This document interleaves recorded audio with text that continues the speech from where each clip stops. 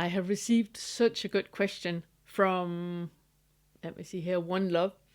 They have watched the Bite Size 30 that I have made, where I talk about how to deal with an anxiety.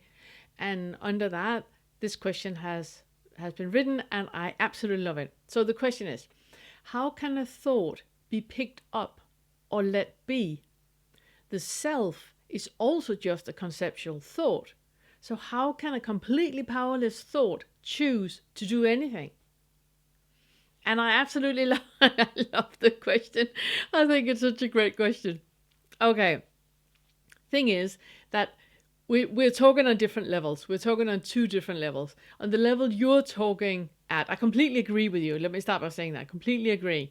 On the level you're talking at, the self has fallen away.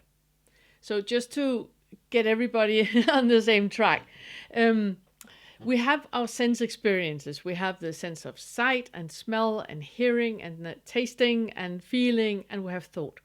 And all those sense perceptions are picking up information all the time. All that information is gathered by the brain, and in the brain a meaning is created, and in that, as someone believing itself to exist is created. So all that is a complete illusion. We believe that I exist as me, and I believe that this is my body, this is my hair, this is my glasses, I'm sitting in my home, I am me. That is a delusion. So on the level you ask, it's completely true. There's no picking up and no letting go of, because there's no self to pick anything up. You're completely right. However, the video is made for people that are in the belief, that in the delusion, where they believe that I exist as me. Because when we're there, then we are split into two. We're split into the ego, and we're split into the authentic. The ego is the one that is experiencing life. The authentic is the one that is observing life. So, for example, if I ask you to pay attention to your feet right now, then you are both the one experiencing how it feels to have socks on your feet, but you're also the observer that observes how it is to be here, having a foot and feeling how that feels. So you're both at the same time. You're both the rider and the horse at the same time. When you have an anxiety, you're locked into the one experiencing. And when we are in the experiencing, there's no way to go but down, if I can say it like that. When you're in the ego, when you're in the one experiencing, you experience all feelings and all emotions and all thoughts, all your senses. You're experiencing all of it, but you have no footing in it. So when you have an anxiety, that is where you're locked. And the only way to get out of it is to become aware that while you are experiencing, a part of you is observing. And you can put your attention away from the experiencing into the observing. And the way to do that is what I'm talking about in the video, where I say whenever you have a thought, you don't pick it up. You don't need to pick it up.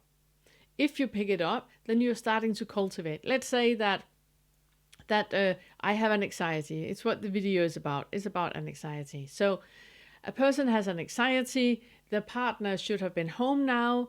Their partner is 30 minutes late. And the thought comes into their mind like, oh my goodness, there might have been an accident.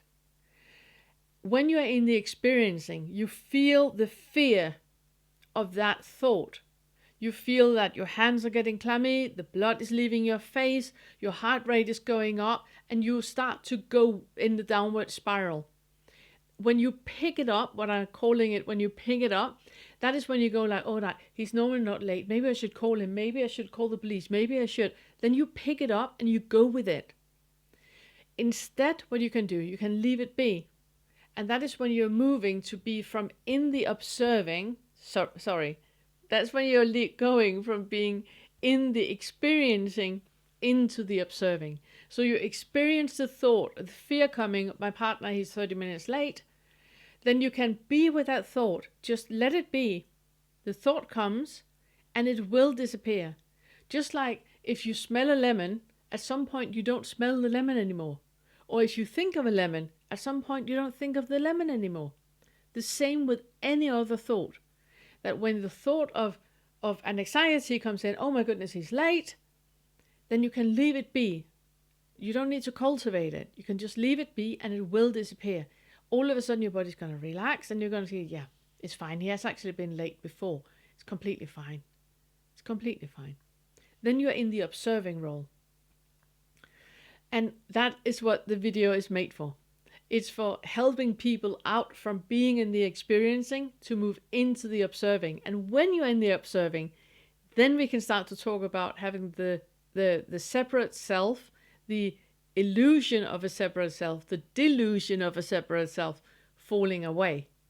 And when the separate self falls away and you understand what One Love is talking about, that there's actually nobody there, then a huge relief is happening.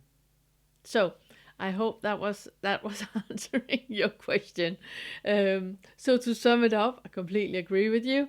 There is no one to think a thought. So how can you not pick up a thought when there's no one to pick up anything and the thought is just a concept? I completely agree. Thank you.